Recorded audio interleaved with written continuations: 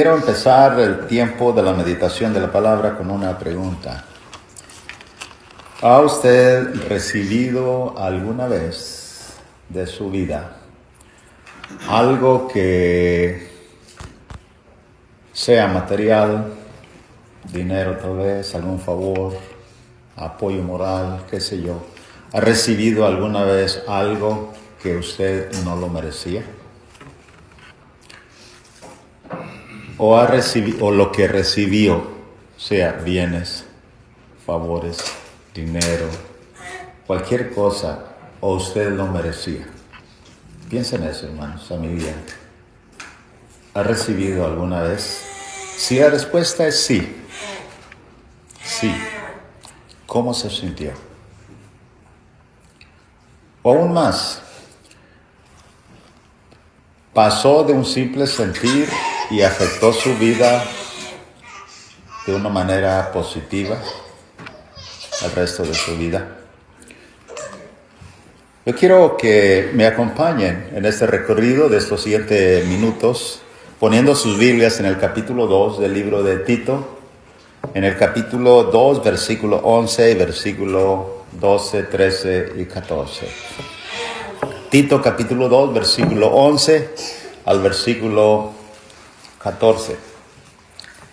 Vamos a hablar acerca de la gracia, cómo la gracia puede fortalecernos. Hermanos, hay muchas cosas que pueden fortalecer nuestra vida.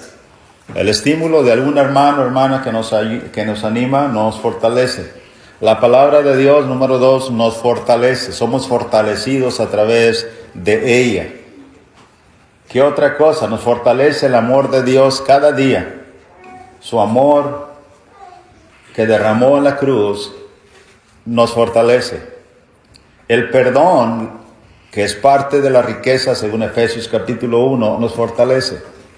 Pero la pregunta, ¿y qué de la gracia? ¿Qué de la gracia? Ponga sus Biblias en el capítulo 2, versículo 11 al 14, para mirar tres cosas, un pensamiento muy claro en estos versículos. Pero antes de ir a este versículo, no mueva su Biblia de ahí. Quiero que usted y yo veamos algunos versículos que hablan acerca de esta gracia. La palabra gracia, todos sabemos que es de la palabra griega charis, que es un regalo o un don gratuito de Dios para el hombre. En Efesios 2, verso 8 aparece la palabra gracia y dice el apóstol Pablo que por gracia, por favor inmerecido, por favor gratuito de Dios hacia ti, somos salvos. Y esto es por medio de la fe, porque creíste o creímos en Cristo Jesús. Así que somos salvos por ese favor que no merecíamos. Y esto obviamente no viene de nosotros, pues es un regalo de Dios, es un don de Dios. También en Romanos capítulo 5, verso 1 y 2, dice que somos justificados, lo leyó Abby hace un momento. Justificados pues por la fe, tenemos paz para con Dios, por medio de nuestro Señor Jesucristo. Por quien Él, por Cristo Jesús, tenemos entrada a este favor inmerecido. Por Cristo Jesús tenemos esta entrada a este don, a este regalo gratuito de tener, y la consecuencia es que tenemos paz para con Dios. Y nos mantenemos firmes y nos gloriamos en la esperanza de la gloria de Dios. También en Efesios capítulo 1, verso 6 y versículo 7, agrega el apóstol Pablo a la iglesia de Éfeso diciendo que somos nosotros predestinados y somos predestinados para alabanza de la gloria de su gracia. La gloria de su gracia. Esa gracia y ese don inmerecido nos hizo aceptos en Jesús, en el amado. No solamente nos hizo aceptos en el amado, también tenemos redención, según el versículo 7, por su sangre.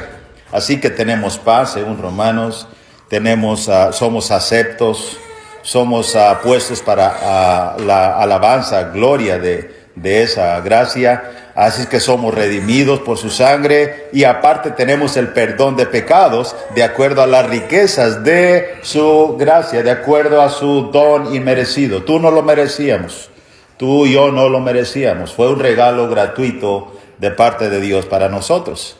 Así que, hermanos, en el libro de los Romanos, en la carta a los Romanos, el apóstol Pablo dice en el Romanos capítulo 6, versículo 12 al versículo 14, que no debe reinar el pecado en vuestro cuerpo mortal, de modo que lo obedezcamos en sus concupiscencias. Verso 13, ni tampoco presentéis vuestros miembros al pecado como instrumentos de iniquidad, sino presentaos vosotros mismos a Dios como vivos de entre los muertos, y vuestros miembros a Dios como instrumentos de justicia. ¿Cuál es la razón por qué no usar ya más nuestros instrumentos, nuestro cuerpo mismo al pecado? Verso 14 lo explica claramente. Porque el pecado no se enseñoreará de vosotros. ¿Por qué? Pues no estás bajo la ley, sino bajo la gracia. Le explico una cosa. ¿Por qué Pablo está diciendo, el pecado ya no se puede enseñorear de ustedes? ¿Cuál es la razón? Ya no estás bajo la ley. En nuestras Biblias encontramos que básicamente, hermanos, la ley, estábamos confinados nosotros a la ley en el Antiguo Testamento. Según Gálatas dice que Él era nuestro ayo. Y el propósito de la ley, según Romanos capítulo 7, era hacer en gran manera pecaminoso, en gran manera la magnitud del pecado y sus consecuencias. Romanos 6, 23, etc. Romanos capítulo 7 está hablando de que yo no conocería la codicia si la ley no dijera no codiciarás. Pero cuando vino y me hizo tan codicioso, dice la Escritura, es que me hizo notar la magnitud del pecado. Así es que cuando Pablo está diciendo, ya no estás bajo la ley, no tiene que enseñorearse el pecado de ti. El pecado, como el ayo, ya te llevó a Cristo Jesús y te hizo libres. Y luego dice, bueno, ahora están bajo la gracia.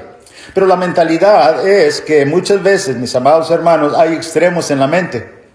Entonces, usted sigue leyendo en el Romanos capítulo 6, pero pasa usted al versículo 15, y luego dice, ¿qué pues pecaremos porque no estamos bajo la ley, sino bajo la gracia? En ninguna manera. ¿No te viene eso? Ya no estás bajo la ley, sino bajo la gracia. Entonces, si estamos bajo la gracia, ¿podemos pecar? Dice, en ninguna manera. Déjeme decirles antes de entrar al bosquejo de Tito capítulo 2 una cosa. ¿Ha oído usted acerca del péndulo? El péndulo de la gracia. Es exactamente lo que leemos en la carta a los Romanos. Y hoy en día, hermanos, amigo oyente, existe ese péndulo en los seres humanos. ¿Cuál es ese péndulo? El péndulo de la gracia significa que en la mente de la mayoría de las personas, este péndulo ha oscilado, se ha movido de un lado a otro desde que la gracia llegó a través de Jesucristo. Una oscilación empuja hacia la perfección tratando de cumplir la ley. Esto eran los judíos, aún después muchos de ser cristianos. ¿Ok? Mientras que la otra oscilación, tranquiliza las mentes con la idea de que Dios cubre todo con su gracia. Entonces podemos pecar y Dios lo cubre. ¿Sí me explico lo que digo? Hermanos, amigos oyentes, hoy en día existe ese péndulo hasta la fecha de hoy en día. Todo yéndonos a lo hermético y cuadrado de la palabra. Que si tengo un 99.5% no califico y no voy a la salvación. Y tengo que acomodarme a toda la Biblia. Si no cumplo toda la Biblia, no seré salvo. Ese es el péndulo que gira hacia la perfección, aún hoy en día. Pero hay otro péndulo, mis amados, donde se dice que la gracia vino y te salvó y no necesitas realmente hacer nada. Tu vida no debe cambiar. Podemos seguir viviendo como nosotros queramos. Ve cómo ese péndulo existió en el tiempo de Pablo y existe en el tiempo de hoy. Así que es necesario entender esto para poder comprender lo que Tito está diciendo respecto a la gracia. La pregunta es, ¿cómo extiende Dios su gracia y sobre qué base? ¿Cómo extiende Dios su gracia y sobre qué base? Ya que los seres humanos, muchos están pensando hoy en día que yo no necesito ir a la iglesia para ser salvo. Mucho de esa inclinación, de ese péndulo justificador, mucha gente aún se ha filtrado en la sociedad, esa filosofía de la sociedad se ha infiltrado en la mente de cristianos que no necesitan estar aquí para adorar el domingo. Todos los domingos estrictamente no, porque la gracia lo cubre. Y por Cristo murió todos, dicen muchos, así es que Cristo Jesús me dio ese regalo también a mí. Pero vamos a analizar, hermanos, vamos a analizar en la Sagrada Escritura. Vamos ahora a Tito capítulo 2, versículo 11 al 14, por favor. Dice, porque la gracia de Dios se ha manifestado a todos los hombres, enseñándoos que, renunciando a la impiedad y a los deseos mundanos, vivamos en este siglo sobria, justa y piadosamente. Verso 13. Aguardando la esperanza bienaventurada y la manifestación gloriosa de nuestro gran Dios y Salvador Jesucristo, quien se dio a sí mismo por nosotros para redimirnos de toda iniquidad y purificar para sí un pueblo propio, celoso de buenas obras. Permítame, hermano, su atención y vea usted claramente en estos versículos que hay 3 observaciones que la gracia nos hace. La gracia tiene un impacto en el corazón de los seres humanos. 3 observaciones está este versículo. La primera de ellas es que la gracia ha aparecido a todos. Vea eso en el mismo versículo 11. Porque la gracia de Dios se ha manifestado a todos los hombres. Y de ahí, como decía, el péndulo se inclina para aquellos que dicen, bueno, ahí está, Cristo murió por todos, de tal manera que todos seremos salvos, aún sin cambios de vida, aún sin hacer nada. Esa es la pregunta. La gracia de Dios se ha manifestado a todos los hombres. En efecto, hermanos, en verdad, el regalo de Dios, bendito de Dios, fue y es para todos los hombres. Por ejemplo, usted puede mirar en Juan 3:16. Porque de tal manera amó Dios a todo, al mundo, que ha dado a su Hijo unigénito, para que todo aquel que en él cree no se pierda, mas tenga vida eterna. Y eso es verdad. Es un regalo gratuito para todos. Otro de los textos que es claramente visible es en Marcos 16:15. Y les dijo, id y predicar el evangelio a toda criatura. A toda criatura. Por eso la gracia de Dios se ha manifestado a todos los hombres. Es para todos. Es, hermanos, algo de regocijo de entender que Dios no hizo diferencia. Hombres, todos imperfectos, no había justo ni uno. Todos nosotros, hermanos, entramos ahí. Raza, nación, lengua. Ahora, Pablo escribe a Timoteo en su primera carta, capítulo 2, verso 4, diciendo, el cual quiere que todos los hombres sean salvos. Después de haber dicho que hay que orar por las autoridades, hay que orar por las eminencias, para que vivamos quietos reposadamente. Y Él quiere que oremos así. ¿Por qué? Porque Él quiere que todos los hombres sean salvos y vengan al conocimiento de la verdad. Así que, hermanos, es verdad todos. La gracia ha aparecido a todos, a todos. Pero hay una segunda cosa que el texto nos enseña respecto a la gracia. La gracia nos enseña, se ha aparecido a todos. En segundo lugar, hermano, la gracia nos enseña, como decía. El versículo 12 dice que se ha manifestado a todos los hombres. Verso 12, enseñándoos que, renunciando a la impiedad y los deseos mundanos, vivamos en este siglo sobria, justa y piadosamente. Nota bien cómo el versículo 12 aparece, hermanos, con la misma estructura de lo que Pablo trata a la iglesia en respecto a la transformación del hombre. ¿En cuanto a qué? Desvestirse y vestirse. Desvestíos, quitaos el viejo hombre y transformaos en el espíritu y la mente y renovaos. Poner nuevas vestiduras. Y es la misma cosa que Pedro precisamente dice en el capítulo 2, verso 1 en adelante. Hay que quitar todas detracciones y luego desear la leche espiritual no adulterada. Es misma cosa. Lo que significa es que, ¿qué nos enseña la gracia? ¿Qué te enseña la gracia? ¿Qué es el efecto, ese regalo gratuito de Dios en tu vida? Lo que te enseña es que tienes que renunciar a la forma pecaminosa de vivir y luego vivir de la manera sobria, justa y piadosa. Tienes que renunciar a lo pecaminoso. Eso es lo que la gracia de Dios nos enseña, no te viene enseñando. La gracia se ha manifestado a los hombres enseñándonos esto. Así que, hermanos, es importantísimo entender que hay que renunciar en primer lugar. Y cuanto a renunciar, el Señor Jesucristo dijo en una ocasión, Lucas 14:33, Él dijo, así pues, cualquiera de vosotros que no renuncia a todo lo que posee no puede ser mi discípulo. Hasta la fecha mucha gente no está entendiendo este versículo, piensa que los cristianos deben de ser pobres en todo momento y hay que renunciar a todo lo que tienen. No, eso no es verdad.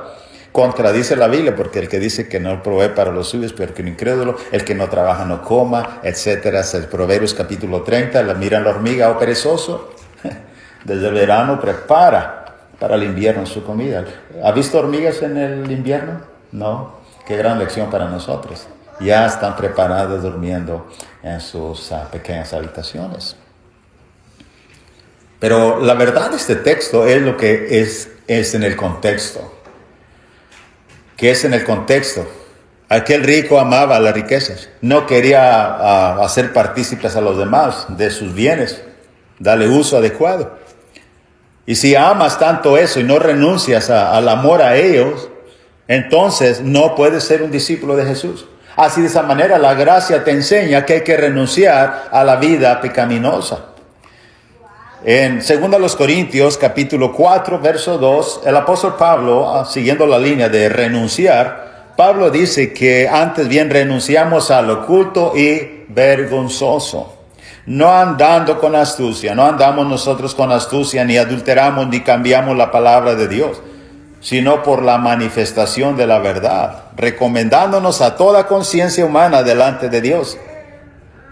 Otra vez renunciamos al oculto y vergonzoso. Eso es lo que la gracia de Dios enseña.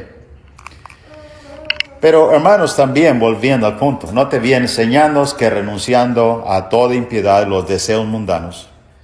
Y no te viene la palabra allí, enseñándoos, nos enseña.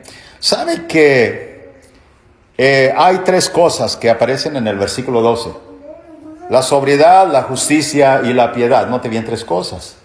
Ahora, en cuanto a la sobriedad, hay muchos de ustedes que hablan de ser sobrios, en el sentido que hay que estar despiertos. La gracia te enseña que abra los ojos del entendimiento. Mirad, como dijo Pablo a los Efesios, cómo andéis, no como necios, sino como sabios, aprovechando bien el tiempo. De tal manera que sobrio significa conscientes de tus acciones, conscientes de tus pensamientos, conscientes de tus palabras, el impacto de las palabras que causas en tu familia, en tus hijos, en tu esposa. Hermanos, sed sobrios y esperen por completo en la gracia que os traerá cuando Jesucristo sea manifestado. Ciñan los lomos del entendimiento. Otra vez, 1 Pedro 1:13. En cuanto a la justicia, necesitas ser honesto y justo contigo mismo y con Dios. Efesios 6:14. Estén pues firmes, ceñidos vuestros lomos con la verdad y vestidos con la coraza de justicia. La gracia nos enseña que hay que ser despiertos ante los peligros, justos, honestos en nuestras vidas. La deshonestidad, hermano, no va de acuerdo a lo que enseña la gracia, el don que recibimos a través de Cristo Jesús gratuitamente. Y en cuanto a la piedad, Pablo dijo a Timoteo, 1 Timoteo 4, versos 7 y 8, desecha las fábulas profanas y viejas, ejercítate para la piedad, porque el ejercicio corporal para poco es provechoso, pero la piedad para todo aprovecha, pues tiene promesa de esta vida presente y de la venidera. Hermanos, la gracia enseña, dice Tito capítulo 2 en el versículo 12, enseñándoos ¿qué? Enseñándoos ¿qué? Hay muchas cosas que nos enseñan. La palabra de Dios en general, Dios mismo nos enseña. Hay hermanos que enseñan o enseñamos. Pero la gracia, ese favor que recibiste tú inmerecidamente, tiene un efecto. Y uno de ellos es precisamente, que te enseña. Esa gracia se manifestó a todos y a todos nos enseña. Ahora, hermanos, bajo el Antiguo Testamento, En el Antiguo Testamento Dios enseñó, y en ocasiones inclusive estamos ahora leyendo el libro Levíticos, y a veces recibo algunas preguntas, y yo mismo me hago algunas preguntas. ¿Por qué Dios, por ejemplo, por qué Dios dijo ciertas cosas y a veces no tenemos unas respuestas? Por más libros de comentaristas que tenemos en la biblioteca no encontremos una respuesta. Por ejemplo, Éxodo 23, versos 17 al 19. 3 veces al año se presentará todo varón delante de Jehová el Señor. ¿Por qué 3 veces? Bueno, el 3 sabemos que es posible Dios, Padre, Hijo, Espíritu Santo. El 3 trabaja mucho en la Biblia. Tal vez una poco de respuesta. 18. No ofrecerás con pan leudo la sangre de mi sacrificio ni la grosura de mi víctima. Bueno, tiene sentido. ¿Por qué no quedará hasta la mañana? Tiene sentido porque la levadura representa, 1 Corintios 5, el pecado. Bueno, hasta ahí vamos bien, pero ha llegado usted al versículo siguiente donde dice, el versículo 19, las primicias de los primeros frutos de la tierra traerás a la casa de Jehová tu Dios. Y note bien esto, no guisarás el cabrito en la leche de su madre. Y si alguien, un lector, se pregunta, ¿y por qué? ¿Y por qué? No guisarás el cabrito en la leche de su madre. Un reto para todo maestro. Estoy seguro que muchos más dirán, bueno, solamente Dios lo dijo y sigamos adelante, ¿verdad? Mejor. Déjame decirle una cosa. En el Antiguo Testamento hay muchas cosas que tú ni yo es posible no vamos a comprender en su totalidad. Pero la verdad es, enseñó esto Dios a través de Moisés. Lo enseñó. ¿Debían ejecutarlo y obedecerlo al pueblo de Israel? Los sacerdotes debían obedecerlo. No guisarás el cabrito en la leche de su madre. Y punto. Dios enseñó. Y su favor y su gracia fue grande contra el pueblo. Lo hizo grande, una gran nación. Un pueblo de sacerdotes limpios, santos, con una ley increíble. Y que inclusive en una ocasión también enseñó, hermanos, que también los hijos de Coat son los que preparan todo. Y usa, obviamente, que le correspondía llevar también el carruaje. ¿Se recuerda la carta, el libro primero o segundo de Samuel 6 al 7? Usa quiso sostener el arca porque caía con buenas intenciones y murió. Aún la gracia te enseña eso, que la desobediencia a lo que Dios mandó trae su consecuencia. En fin, la gracia nos enseña a vivir, hermanos, diferentes. La gracia se apreció a todos. La gracia nos enseña a todos, dice Tito, capítulo 2, verso 11, 12 y 13. Pero hay algo más, una tercera cosa que usted nota en estos versículos. Algo más. La gracia ofrece esperanza para todos. Y eso es precisamente, hermanos, el punto central. La gracia fortalece nuestras vidas. Después de enseñarnos, de manifestarse a todos nosotros, la gracia fortalece. No solamente fortalece en otras cosas. El hecho que Jesús haya venido a morir en la cruz por nosotros nos da una esperanza grande que fortalece. Por ejemplo, yendo otra vez nuevamente a Tito capítulo 2, en el versículo 13, note bien lo que dice allí, aguardando. Nos ha enseñado que hay que renunciar y que vivir de una forma digna, pero que hay aguardando la esperanza bienaventurada. Aguardando la esperanza bienaventurada y la manifestación gloriosa de nuestro gran Dios y Salvador Jesucristo. Esa esperanza que dice Romanos 8, verso 24, porque en esperanza fuimos salvos. Cuando tú y yo obedecimos al Evangelio, fuimos lavados de nuestros pecados, entonces, hermanos, en esa esperanza fuimos salvos. Note bien que no solamente Pablo en Efesios capítulo 1 enumera, por ejemplo, el perdón de pecados como parte del tesoro. ¿Se fijan en eso? Dice que nosotros somos ricos. Una de las riquezas es el perdón de los pecados. Y otra segunda cosa, según Juan capítulo 1, versículo 12, nos dio autoridad de ser llamados hijos de Dios. Qué cosa tan hermosa cuando tú y yo obedecimos el Evangelio. ¿Cuántas cosas suceden? Tienes el regalo más grande, el perdón de pecados. Tienes la autoridad de ser hechos un hijo de Dios, del Todopoderoso, del Altísimo. Y cuántas cosas. Pero déjame decirte una cosa. Muchas veces pasamos por alto la gracia. La gracia. El favor, el don inmerecido de Dios para ti. Que nos fortalece a través precisamente de la esperanza. Este versículo, Romanos 8:24, en esperanza fuimos salvos. Y está hablando del acto de la salvación de los pecados. Mateo capítulo 1, verso 21, porque Él salvará a su pueblo de sus pecados. El hombre cuando es liberado de los pecados no solamente es una gran bendición, sino que eres salvo en esa esperanza. En esa esperanza. Y agrega Pablo en el verso 24, pero la esperanza que se ve no es esperanza porque lo que alguno vea que esperarlo. Es algo futuro. Es algo futuro. Ayer hablando con una hermana, contestó el teléfono ella, dijo, hermano, deje que termine de salir, de bañarse mi esposo, y sí quiere hablar con usted. Yo sabía que está pasando a veces con dificultades, y dije, voy a hablarle. Es un hijo mío en el Evangelio que predica, entonces dije, voy a hablarle. Y me dice, hablando acerca de esto, mis hermanos, nos ha pasado muchas cosas en la iglesia, en nuestras vidas, sí, estamos. Pero ¿sabe una cosa que me hace fuerte? Que dijo Pablo, y ese texto no me sale de la mente, dice mi hermana, dice, es necesario que después de muchas tribulaciones entremos en el reino. Eso tiene que ver con la esperanza. Hay un mundo mejor allá que nos espera. Hay un mundo mejor. Hay algo grande en el futuro. No te pongas en el presente pasará. Hermanos, el presente por segundos, milésimas de segundos, o qué diría yo, forma parte del pasado y ya el pasado no puede volverlo atrás. El futuro, la gran esperanza del cristiano es esta, en esperanza fuimos salvos. Y mire un poco más de la esperanza. Cuando usted va a Colosenses 1, 3 al 5, Colosenses 1, 3 al 5, mire lo hermoso que habla acerca de ello. Y esto precisamente tiene que ver con ese don. Siempre orando por ustedes, damos gracias a Dios, dice Pablo a los colosenses, Padre de nuestro Señor Jesucristo, habiendo oído de vuestra fe en Cristo Jesús y del amor que tenéis a todos los santos, a causa de la esperanza que os está guardada en los cielos.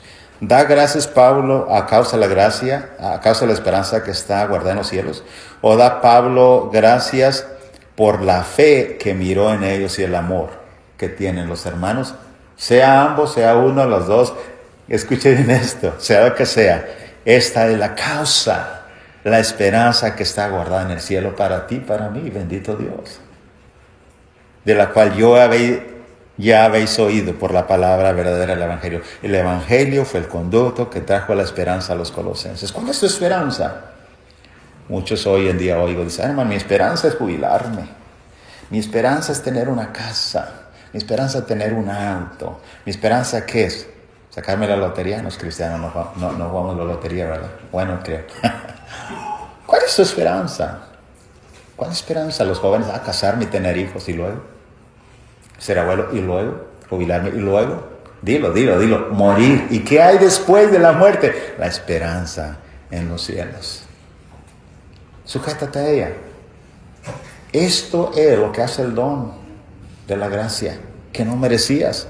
Cada día piensa, yo no lo merecía, Señor, y no lo merecía, pero te fortalece ese regalo que tú no merecías. Tiene un efecto, no es como el péndulo que va hacia el lado izquierdo, donde piensan que no hay que hacer nada, que no hay que cambiar, que no hay que vivir el cristianismo. Tito 3:7, para que justificados por su gracia viniésemos a ser herederos conforme a la esperanza de la vida eterna. Concretamente, ¿cuál es la esperanza? ¿Qué vas a recibir? Vivir eternamente con Dios en la eternidad, en una mansión que no puedes imaginar. Morada, Juan 14, versos 2 y 3, que no puede imaginar, que no tiene nada comparación con las casas de Highland Village. ¿Ok? Nada que ver. Los que hoy en Highland Village van, es un lugar donde hay muchos ricos y casas muy grandes, ¿no? Conforme a la esperanza de la vida eterna. Hermanos, qué hermoso. Déjame decirte que cuando la gracia te fortalece o nos fortalece, actúa en nosotros evidentemente. En otras palabras, la gracia tiene frutos. El haber recibido tiene fruto. ¿Tú recibiste algún favor, no lo merecías? ¿Cuáles son los frutos? ¿No haber cambios? ¿Seguimos igual? ¿Hasta se nos olvidó el favor que recibimos de alguien? Escucha bien, la gracia no es así. La gracia tiene frutos. La gracia, hermanos, es evidente. Déjame hablarte de dos de ellos rápidamente. Una de ellas es, hermanos, que nos hace trabajar cada día. Nos hace trabajar. Pablo dijo en primera carta a los Corintios, capítulo 15, verso 10, pero por la gracia de Dios soy lo que soy. Y su gracia no ha sido en vano para conmigo. Vea esto, sin efectos. No, tiene un efecto. Cristo murió por mí, no lo merecía. Ahora mira lo que soy. Dice Pablo, antes he trabajado más que todos ellos. Soy un poquito como, ¿cómo está la palabra? Altivo, vanaglorioso, Pablo. No, si complementas el sentence, el enunciado. Mira lo que Pablo dice. Antes he trabajado más que todos ellos. ¿Alguien ha trabajado más aquí entre nosotros, más que algunos que otros? Bueno, que no se enaltezcan. Porque no es él o no es ella.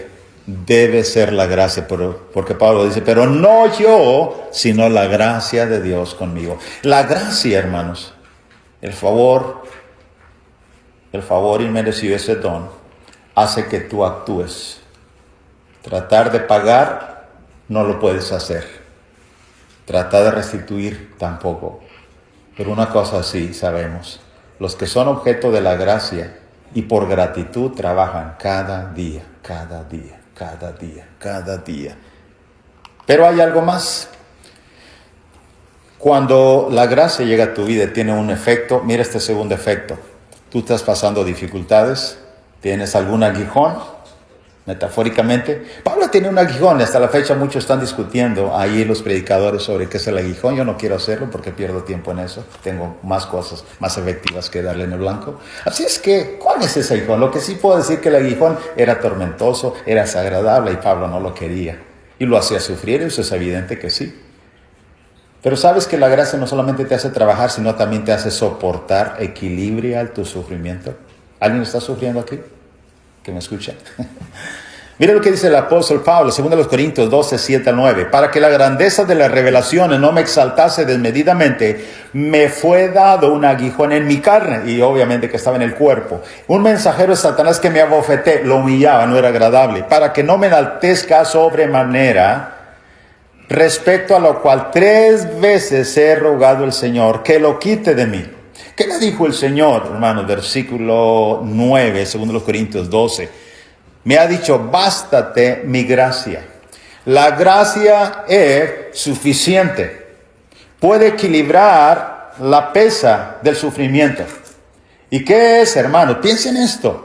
La gratitud de haber recibido algo y haber sido objeto de la misericordia de Dios es suficiente, de tal manera que equilibra cualquier pesar y sufrimiento que tú puedas tener en tu vida. Bástate mi gracia, porque mi poder se perfecciona en la debilidad. Ahora, ¿qué tanto poder e efecto tendrá la gracia? Escucha bien lo que digo. De tal manera que un hombre como Pablo, lleno de sufrimientos, es capaz de decir, por ello estoy contento. La gracia me es suficiente. Recuerda el himno, la gracia de Dios me bastará. No lo canto porque no tengo la voz adecuada, pero dice Pablo, por tanto, de buena gana me gloriaré más bien en mis debilidades, para que repose sobre mí el poder de Cristo. Estoy satisfecho. ¿Cuánto no pesa la gracia? Sufres, pero sabes que recibí algo invaluable, algo grande, que me da esperanza de hundir al cielo cuando no lo merecía. En conclusión, el favor de Dios se ha manifestado a través de Cristo Jesús a todos. Eso dice el versículo 11, correcto, con la fidelidad, Tito 2, 11. La gracia nos está guiando a una vida de cambio y santidad, esa es la pregunta.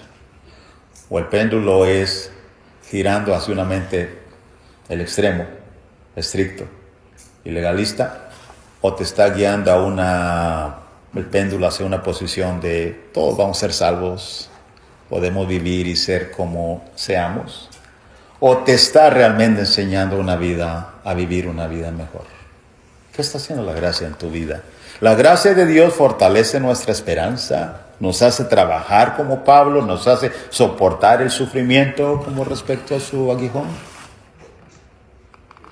La pregunta es, ¿cuál es el efecto de la gracia en ti? ¿Cuál es el efecto de la gracia en ti? ¿O actúas como si no hubieras recibido nada? ¿O actúas como si lo hubieras recibido todo? Tú no eres un cristiano, ¿es posible? ¿No me escuchas? Si la gracia actúa en ti de la manera que actúa en todos los santos del Nuevo Testamento, entonces estás preparado para venir a Cristo Jesús. Cambiar tu vida, trabajar para Él y fortalecer tu esperanza de un día estar en el cielo. Si tu péndulo está en una dirección equivocada, entonces no lo harás. Hermanos, la gracia de Dios sobre nosotros. Te pones de pie para cantar este himno mientras que te animamos a la reflexión de la palabra de Dios. Puestos de pie, por favor.